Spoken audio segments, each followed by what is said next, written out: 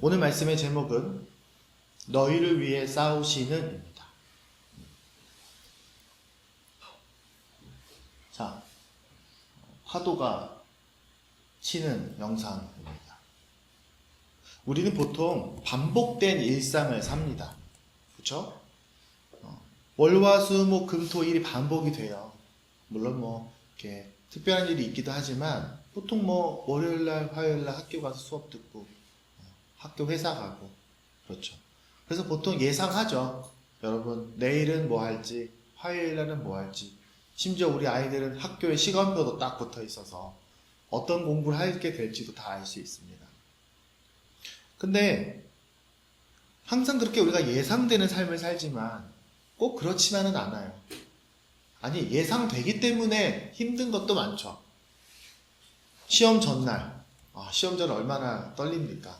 우리 얼마 전에 수능 발표도 났는데 얼마나 떨릴까요? 중요한 회의가 잡혀. 정말로 부담스러운 미팅이 있어. 회사에서는 그런 일이 있습니다. 저도 굉장히 이렇게 어려운 분들 만나게 되거나 굉장히 부담스러운 회의를 해야 될 때가 있습니다. 지난달에 저는 영국 어른들과 함께 실시간으로 회의에 참여했다가 아주 그냥 쉽지 않았습니다. 갑자기 누군가 아픈 일이 생길 수 있습니다. 누군가 다칠 수 있어요. 또 우리가 기억날 때에 기억을 더듬어 보십시오. 혹시 우리 삶에 두려워한 일들이 없었는지, 걱정스러운 일들이 없었는지, 그 날이 다가오면 다가올수록 스트레스를 잔뜩 받아서 잠도 못 자고 짜증이 나고 그런 일은 없었는지. 우리 중고등학생들은 이제 다음 주 우리 시험이에요.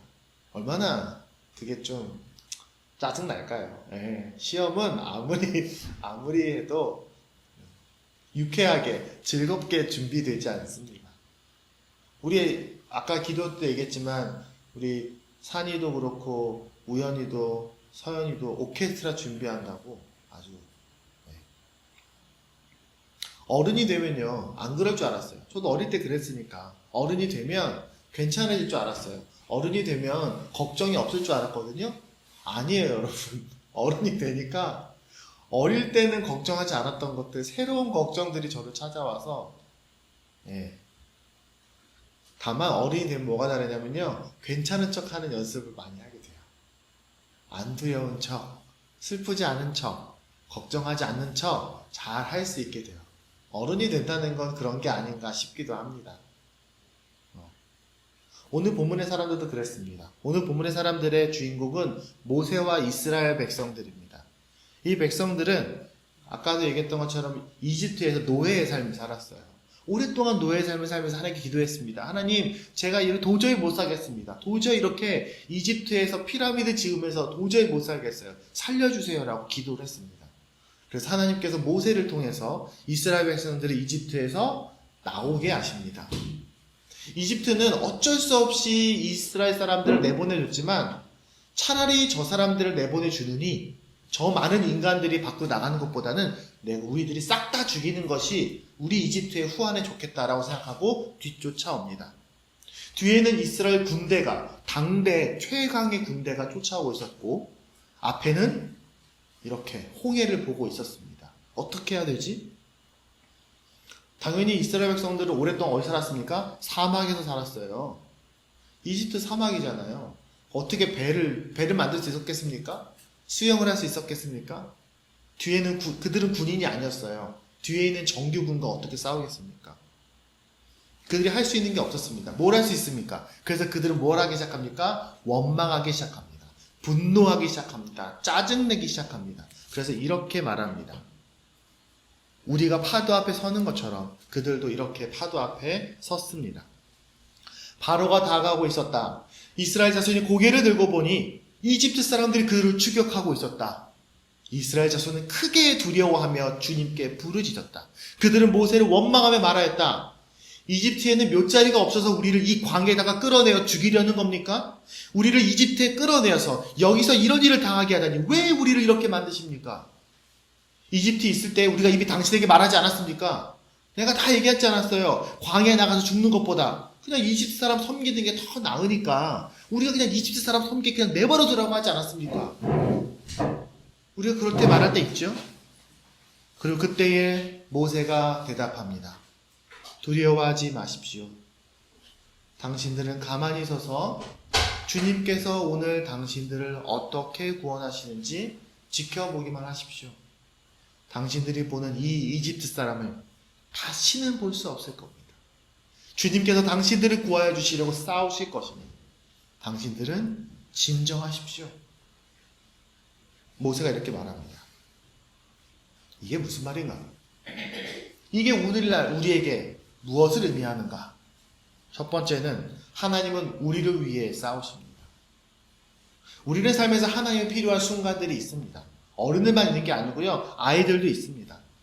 다 다르겠죠. 다 알 수 없습니다. 너무 두렵고 걱정되고 슬프고 속상하고 억울하고 그래서 화가 나고 불안할 때 우리는 하나님이 필요합니다. 근데 보통 사람들은 어떻습니까? 보통 사람들은요. 당장 나에게 편안함을 주는 방법을 찾아요. 왜냐하면 하나님께 기도하는 게 자연스럽지 않아요. 교회 다니는 사람도 마찬가지예요. 내 방법을 찾아요. 혹은 내 욕망을 채우려고 해요. 먼저. 그리고 혹은 문제에서 도망가고 싶어 합니다. 그래서 사람들은 어른들은 술을 마시기도 하고 내가 먹고 싶은 거 잔뜩 먹으면서 내 스트레스를 풀려고 하고 또 나를 달래줄 내 기분을 좋게 해줄 만한 것들을 찾아갑니다. 그래서 어떤 사람들은 상담을 받아야겠다고 이 사람 저 사람 찾아가기도 하고요. 또 어떤 사람들은 심지어 무속인을 찾아가서 무당을 찾아가기도 하고요. 명상을 좀 하면은 좀 나가 괜찮아지지 않을까 생각하는 사람들도 있습니다. 가끔 이제 저한테 개인적으로 우리 교회 말고 외부적으로도 제가 아는 친구들, 청년들, MK들 연락을 할 때가 있어요. 가끔 이제 이야기 좀 하고 싶다고, 불안하다고, 두렵다고, 걱정된다고. 근데 참 재밌는 건 그 친구들 교회 다니는 친구들인데 하나님께 집중해서 힘써서 기도했다는 얘기를 안 해요. 그래서 한참 얘기를 하다 보면은 그제서야 이렇게 얘기하더라고요.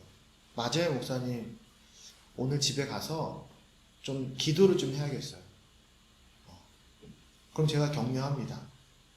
정말로 가지라.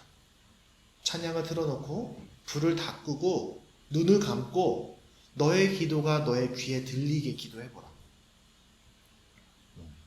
기도가 시작이긴 합니다. 모든 두려움에서 기도가 시작입니다. 그럼 하나님 뭐라고 말씀하십니까? 내가 너를 위해 싸울 거야. 내가 너와 항상 함께 있을 거야. 오늘 본문에서 뭐라고 합니까? 사람들이 이스라엘 모세를 원망합니다. 하나님을 비난합니다. 그게 당연해요. 여기서 뭐라 했습니까? 내가 미리 얘기하지 않았냐. 그럼 왜 따라 나왔어? 그렇게 얘기할 거면 그냥 남아있지.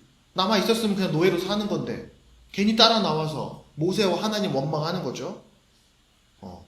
마치 내가 죽는 건 이미 정해져 있고 하나님은 아무것도 못할 것처럼 하나님 원망합니다. 근데 그런 건요, 우리도 우리 스스로 얘기합니다. 여러분도 그렇지 않습니까? 우리도 우리 자신에게 내가 말합니다. 내 안에 있는 내가 이렇게 말한다고요. 하나님, 내가 이럴 줄 알았어요. 제가 이렇게 망칠 줄 알았어요. 저 이렇게 위험에 빠질 줄 알았어요. 제가 뭐라 그랬어요? 라고 말하면서 나 자신에게 혹은 옆 사람에게 혹은 하나님께 원망하는 것이 사실은 우리의 죄성입니다. 그런데 그때 모세를 통해서 말씀하십니다. 주님께서 당신들을 구하여 주시려고 싸우실 것입니다. 진정하세요. 여러분 안에 있는 걱정, 근심, 짜증, 분노 우선 잠깐 내려놓으라는 거예요. 왜냐하면 그게 하나님을 보지 못하게 하거든요. 우리의 감정과 상황에 압도되지 말고 하나님께 기도해 보라는 겁니다. 감정보다 하나님이 크십니다. 여러분의 상황보다 하나님이 크신 분이에요. 그 모든 문제보다 여러분을 괴롭히는 바로 그 적보다 하나님이 크다고요. 그걸 잊어버리면 안 돼요. 죄는, 분노는, 감정은 그 하나님을 보지 못하게 합니다. 저도 그렇습니다. 최근에 저도 굉장히 불편하고 어려운 사람들을 만나야 했습니다. 저를 되게 싫어하는 사람을 만날 때도 있었습니다. 그래서 뭔가 제가 지혜가 필요했고 용기가 필요한 순간들이 있었습니다. 근데 그때 하나님이 저에게 이 찬양을 하게 하시더라고요. 우리가 했던 찬양입니다. 보라, 너희는 두려워하지 말고 보라, 너희를 인도하는 나를. 보라, 너희는 지치지 말고 보라, 너희를 구원한 나를 보라는 거죠. 너를 치던 적은 어디 있지? 너희를 억누르던 그 원수는 어디 있니? 내가 너와 함께 가고 있어. 하나님은 여러분 뿐입니다. 여러분 편입니다. 뭐 당장은 시험 보기 전에 너무 떨려서 머리가 확대해진 것 같아. 공부한 것도 생각나지 않을 것 같아.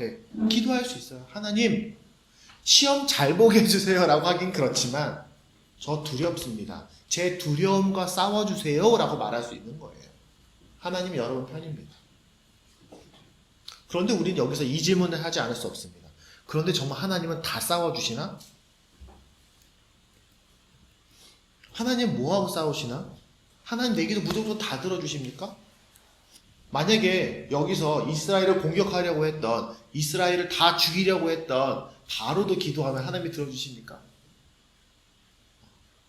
물론 하나님은 우리 편입니다. 하나님은 언제나 우리와 함께 하십니다. 그런데 우리가 원한다고 다 싸워주시는 건 아닙니다. 우리가 착각하면 안 되는 게 있어요. 우리가 오랫동안 교회에서 목사님들이 얘기합니다. 여러분 기도하면 하나님이 다 들어주신다고. 예전에 제가 어떤 목사님이 어떤 성도가 죄를 지었는데 이 죄의 값을 받아야 되는데 이 죄의 값을 받아서 감옥에 가야 되는 건데 감옥에 가지 않게 해달라고 열심히 기도하자고 사람들을 격려하시는 걸 봤습니다. 제가 속으로 생각했어요. 저거는 저분이 굉장히 큰 잘못을 했기 때문에 감옥에 가서 죄값을 치르고 배상을 해주도록 격려해야 되는 게 하나님의 뜻인데 왜 저걸 갖고 하나님께 열심히 통성으로 기도하고 계실까? 그리고 사람들이 같이 기도하자고 계속 사람들을 격려하실까라고 궁금했던 적이 있습니다. 하나님은 그런 걸로 싸우시지 않아요. 하나님은요, 우리의 욕망을 채우기 위해 싸우시지 않습니다. 하나님은요, 우리가 만약에 하나님 내가 부자가 돼야 되겠으니까 내 경쟁자들 다 물리쳐 주세요. 제가 지금 이 모든 걸 다 잘 해내서 제가 이 지역을 전부 다 제가 다 통째로 가져가게 해주세요. 그래서 제가 높은 성과를 내게 해주세요. 하나님은 그런 걸로 싸우시지 않아요. 왜? 하나님은 정의로운 분이시거든요. 하나님은 공평한 분이시니까요. 아무리 우리 한일전 축구하면 한일전은 갈가보도 이겨야 되지만 안타깝지만 하나님은 한일전 축구를 위해서 아무리 기도해도 하나님은 그냥 그런가 보다 하고 우리를 보고 계실 겁니다. 하나님은 사람하고 싸우는 거 아닙니다. 혹시 여러분들 누가 밉다고? 누가 나를 괴롭힌다고? 하나님 저 사람을 넘어뜨려 주세요. 저 사람을 괴롭혀 주세요. 기도할 수도 있어요. 그렇게 기도하는 것까지는 괜찮아. 하지만 하나님은 사람하고 싸우시는 게 아닙니다. 그 사람 안에 있는 악과 싸우시는 거지. 이 부당한 상황과 싸우시는 거지 하나님은 사람을 공격하시는 분은 아닙니다. 하나님은 그 사람의 악한 의도와 싸우실 겁니다. 그 부당한 상황들을 바꾸어 주실 겁니다. 하지만 하나님은 그 사람하고 싸우는 게 아닙니다. 하나님은 우리의 죄를 덮어두고 싸우시지 않습니다. 우리의 죄를 모른 척하고 내가 삐뚤게 나가고 있는데 그렇게 나를 아무렇게나 살고 있는데도 무조건 나한테 잘한다 내가 너 편이야 내가 네 편이야 이렇게 말씀하시지는 않아요. 부모가 자식이 진짜 어긋나면 가끔은 혼내고 가끔 회초리를 들어서라도 부모가 혼내는 것처럼 하나님은 정말 우리를 사랑하시는 거지 사랑하시는 척하는 게 아닙니다. 시편에 이런 말씀이 있습니다. 우리 안에 있는 것처럼 내가 비록 죽음의 골짜기를 다닐지라도 너무 잘 알죠? 해를 두려워하지 않을 것은 주님께서 나와 함께 계시고 주의 막대기와 지팡이로 나를 보살펴 주시니 저에겐 두려움이 없습니다. 시편 23편에 나오는 말입니다. 근데 우리가 잘 기억해야 돼요. 지팡이와 막대기라고 말할 때 지팡이는 뭡니까? 지팡이는 우리를 보호하시는 도구예요. 이게 히브리어 원어 자체가 달라요. 그래서 지팡이 내가 짚고 다니면서 양을 몰기 위해서 사용하시는 도구입니다. 근데 막대기는 뭘까요? 당시에 이스라엘 목동들이 들고 다니는 막대는 허리에 차고 다닙니다. 그리고 양이 위험한 순간에 양을 쳐서 양을 보호합니다. 가끔은 절벽에서 떨어질 것 같은 양이 있다면 다리를 부러뜨려서라도 양을 지킵니다. 그게 주의 막대기입니다. 왜? 양을 지키기 위해서. 그래서 하나님 우리가 무조건 기분 좋게 해주는 것만이 하나님은 아니라는 겁니다. 그렇다면 하나님 뭐와 싸우십니까? 하나님 우리의 죄와 싸우십니다. 우리 안에는 거짓과 싸우십니다. 우리 안에 있는 게으름과 싸우십니다. 혹시 우리 안에 가식이 있다면 하나님 그것과 싸우실 겁니다. 왜? 어떻게? 우리를 위해서. 우리를 사랑하시기 때문에. 그래서 우리가 힘들 때 도와주세요라고 했는데 회개를 하게 될 때가 있습니다. 나는 분명히 너무 상황이 힘들어서 하나님 제가 너무 힘들어요. 너무 괴로워요. 하나님 도와주세요라고 밤새 기도했는데 어느 순간 내가 회개하고 있더라는 겁니다. 하나님 제가 잘못했습니다. 제가 이런 죄가 있었습니다. 저에게 이런 거짓이 있었습니다. 저에게 이런 탐욕이 있었습니다라고 기도하게 될 때가 있습니다. 하나님은 나를 위해 싸우시는데 먼저 내 안에 있는 잘못과 싸우고 계셨던 겁니다. 그리고 또 하나님은 우리의 상황과 싸우십니다. 어떻게? 우리에게 용기를 주시면서 악한 상황을 바꾸실 거예요. 건강하게 하실 거예요. 거짓이 사라지고 진리가 드러나도록 하실 겁니다. 하나님 여러분 도우실 거예요. 무조건 잘 되게 해달라고 하는 게 아니라 악한 상황을 바꾸실 겁니다. 그것이 바로 하나님이 내가 너희를 위해 싸운다라는 말입니다. 그러니까 무조건 믿으세요. 하나님이 여러분의 편이라는 것을. 하지만 여러분을 정말 지혜롭게 사랑하고 계신다는 것을 믿으세요. 그래서 하나님을 신뢰하세요. 그게 바로 오늘의 말씀입니다. 말씀을 맺겠습니다. 그래서 하나님 우리가 기도해야 됩니다. 그러면 하나님이 우리가 잘 아는 말씀 하나 읽겠습니다. 내가 나를 부르면 내가 너에게 응답하겠고 내가 모르는 크고 놀라운 비밀을 너에게 알려주겠다. 성경에는요 하나님이 나에게 그래서 기도하라고 나에게 간구하라고 말씀하시는 경우들이 너무 많습니다. 말씀을 맺겠습니다. 오늘 말씀의 결론은 31절입니다. 원래는. 오늘 말씀 31절에 이런 말씀이 있습니다. 그들을 두려워하지 말아라. 주 우리 하나님이 너를 대신하여 싸우실 것이다. 신명기 말씀입니다. 이 말씀이 있기 전에 이 말씀이 누구에게 준 말씀입니까? 이건 모세에게 쓴 말씀입니까? 아니요. 모세의 다음 세대인 여호수아에게 주는 말씀입니다. 하나님께서 저에게 나와 함께 싸우시는 하나님을 경험하게 하실 때에 우리 사랑하는 여러분에게도 하나님이 그렇게 역사하실 겁니다. 그리고 우리 어른들이 일상 속에서 기도하면서 나를 위해 싸우시는 하나님을 경험하게 될 때에 우리 아이들도 그렇게 할 겁니다. 유아와 승현이가 먼저 하나님을 경험하게 될 겁니다.